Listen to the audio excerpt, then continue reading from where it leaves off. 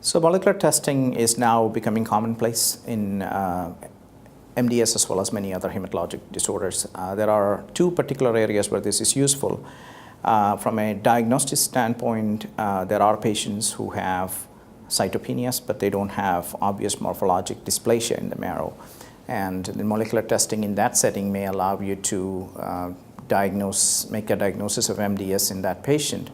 One should, however, be careful because there are patients who are otherwise normal who may have some of these mutations, and so it has to be in the right clinical context of cytopenias.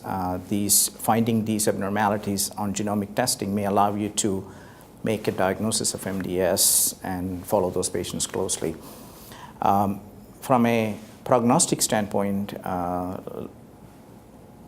based on the genomic profile, there may be patients may have the risk stratification will be different. And for example, when we apply some treatments like hematopoietic stem cell transplant, there are patients who, if they have certain genomic abnormalities, their outcomes will be very poor. And you can the risk-benefit ratio of transplantation in those patients could be different. So it will allow us to choose appropriate treatment for patients based on their risk. So in lower risk MDS, about 50% of patients have cytogenetic abnormalities.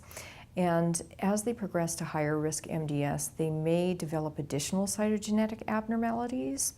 Now that we're in the era of molecular testing, there are an increasing number of genetic abnormalities that cannot be detected by cytogenetics that are being recognized. In MDS, we also, though, have an influence of epigenetic factors and microRNAs. So the story is sort of complex, and we don't yet fully understand it. It has been shown recently in AML. There was a publication in the New England Journal of Medicine showing that different molecular abnormalities are present, and they influence each other depending on which other ones are present in either a favorable or adverse prognostic manner. So the IPSS score and also other scores take into account the number of cytopenias, the cytogenetic risk category, and the number of blasts in the marrow. And so the weighting between the different scores is a little bit different. Some of the newer scores incorporate factors that are more recently recognized to be adverse prognostic factors, such as transfusion dependence in the WPSS. And the cytogenetic scoring system, of course, takes into account many more cytogenetic abnormalities than the original IPSS does. We do like to classify patients as lower risk or higher risk, which makes a difference not only in terms of prognosis, but also in terms of treatment decisions as well.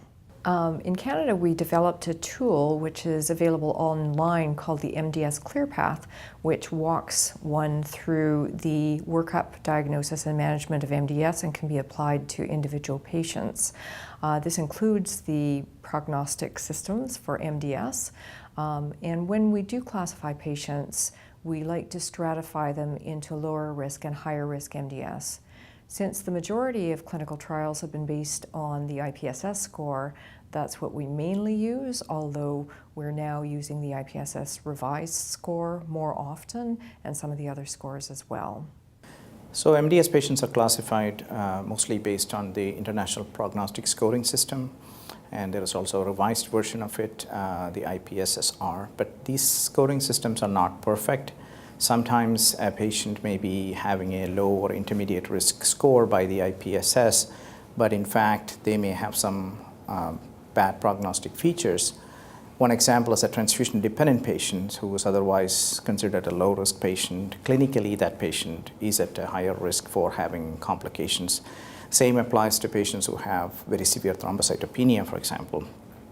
And now with the advent of molecular testing being done on all these patients, there are subsets of patients who have adverse prognostic molecular abnormalities who may otherwise be a low risk or a intermediate 1 risk patient, but they actually will behave like a higher risk patient. So the risk stratification may have to be revised, taking into account all these, what we know right now with the genomic data that's coming in. So restaging of a patient should be done on an ongoing basis. The IPSS prognostication is done at diagnosis, and all those scoring systems apply to the diagnostic bone marrow specimen. But patient's clinical behavior would dictate when you would restage the patient, and the risks will change based on the restaging. So MDS is, we have always known that MDS is a heterogeneous disease. There are many cytogenetic and molecular subgroups that are all classified together as MDS.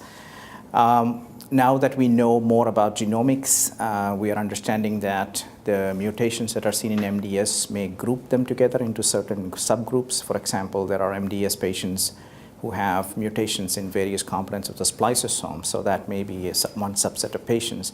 And there may be therapies that may work more in that group as opposed to somebody else who may have a DNA methylation abnormality, for example. So these mutations are now grouping patients into subgroups based on their disease biology.